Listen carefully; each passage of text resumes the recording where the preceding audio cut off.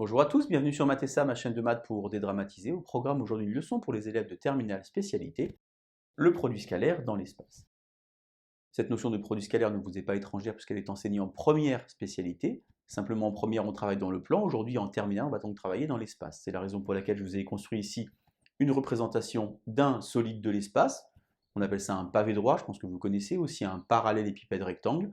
Attention cependant, ce solide, ainsi que le rectangle en dessous, ne sont pas construits à l'échelle.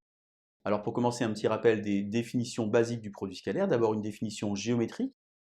AB scalaire AC, c'est norme de AB, norme de AC, cosinus de l'angle géométrique BAC.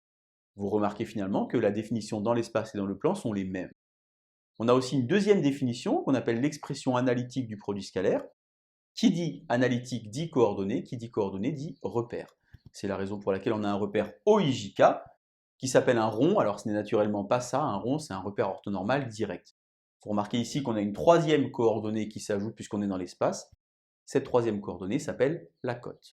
Alors si on a U, un vecteur de l'espace de coordonnées x, y, z et V, un vecteur de l'espace de coordonnées x', y', z', eh bien leur produit scalaire est donné par xx' plus y', plus zz'.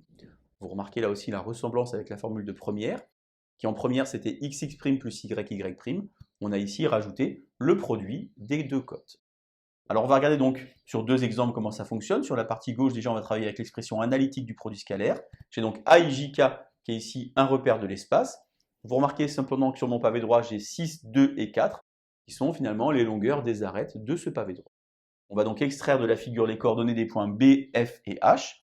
Alors le point B a pour coordonnées par exemple 6, 0 et 0, 6 en abscisse, 0 en ordonnée et 0 en cote.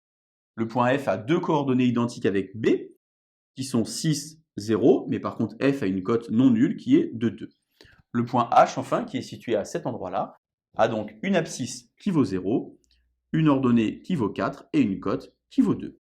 Je vous conseille vivement d'écrire les points comme ceci en colonne dans la marge, car pour calculer les coordonnées d'un vecteur, vous savez qu'il faut faire coordonnées du point d'extrémité moins coordonnées du point d'origine.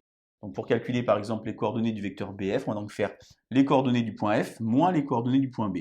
6 moins 6, 0, 0 moins 0, 0, 2 moins 0, 2.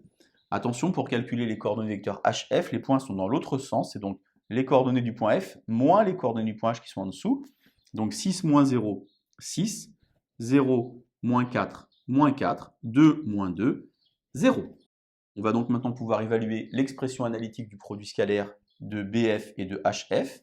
On a donc 0 fois 6, plus 0 fois moins 4, plus 0 fois 2. On a donc au final 0. On peut donc dire que les vecteurs BF et HF sont orthogonaux, et donc les droites qu'ils dirigent, qui s'appellent BF et HF, sont également orthogonales. Un rapide coup d'œil sur la figure nous dit finalement que la droite BF est ici, et que la droite HF est ici. Elles sont orthogonales. Exemple numéro 2, on va donc cette fois-ci utiliser les deux expressions du produit scalaire, la géométrique et l'analytique en même temps, afin de déterminer le calcul d'un angle. On a donc pris ici, sur notre solide, une section, on a coupé comme ceci le solide par H, F, B, D. Je vous ai représenté la section ici qui est donc un rectangle. Vous remarquez donc que sur cette section, on a ici le 2 qui correspond à l'arête qui est à cet endroit-là, mais on ne connaît pas ici la longueur du rectangle. Alors on pourrait la connaître, mais on n'en a pas besoin ici. Il s'agit finalement de la diagonale de la base qui est à cet endroit-là. On appelle O donc le centre de ce rectangle. Vous savez normalement que dans un rectangle, les diagonales ont la même longueur et se coupent en leur milieu. Et nous, on va donc évaluer la mesure de l'angle HOF qui est ici. Sur la figure, ça semble être un angle obtus. Donc qui dit angle obtus dit cosinus négatif. On va donc pour cela donc calculer déjà les coordonnées du point O. Alors O est donc le milieu de HB. Pourquoi HB? Parce que j'ai déjà les coordonnées de B et de H. Donc je vais donc faire ce qu'on appelle la demi-somme. J'ajoute et je divise par 2. J'ai donc 6 plus 0, ça fait donc divisé par 2, 3. 0 plus 4, ça fait donc 4 divisé par 2, 2. Et 0 plus 2, 2 divisé par 2, 1. Je vais maintenant que j'ai les coordonnées du point O, évaluer les coordonnées du vecteur OF. Alors attention, c'est toujours extrémité moins origine, donc coordonnées de F moins coordonnées de O. Donc 6 moins 3, 3. 0 moins 2, moins 2. 2, moins 1, 1. Maintenant, je procède de la même manière pour le vecteur OH, donc coordonnée de H moins coordonnée de O. 0, moins 3, moins 3. 4, moins 2, 2. 2, moins 1, 1.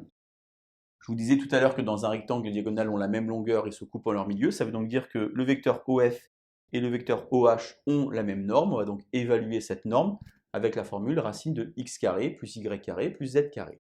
On a donc ici finalement 3 au carré, ça fait donc 9. Moins 2 au carré, ça fait 4. Et 1 au carré, ça fait 1. 9 et 4, 13 et 1, 14. J'ai donc norme de OF qui vaut racine de 14, qui vaut également norme de OH. Je vais donc ici évaluer de deux manières le produit scalaire de OF avec OH. Sur la partie gauche, l'expression analytique. Sur la partie droite, l'expression géométrique. Donc expression analytique, donc 3 fois moins 3, moins 9, moins 2 fois 2, moins 4, 1 fois 1, plus 1.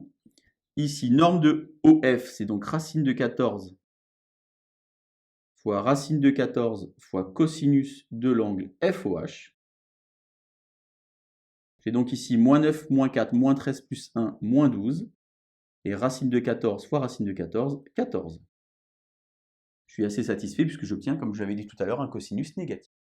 Pour trouver l'angle, il faut donc utiliser une calculatrice. Prenez votre machine. La première chose à faire, exceptionnellement, même si on est en terminale, c'est de mettre la calculatrice en degrés. Donc vous allez dans Mode, vous descendez jusqu'à la ligne pour choisir radian ou degrés. Une fois que vous retournez dans votre écran d'accueil, vous avez donc la touche trig, qui va donc vous donner soit sinus, soit cosinus, soit sinus moins 1, soit cos moins 1. Donc il y a un raccourci numéro 5 pour faire cos moins 1. Vous mettez bien le petit moins, moins 12 divisé par 14, et vous obtenez donc un angle de 149 degrés. Ce résultat semble assez cohérent. Allez, à vous de jouer. Bonne journée sur Matessa. À bientôt.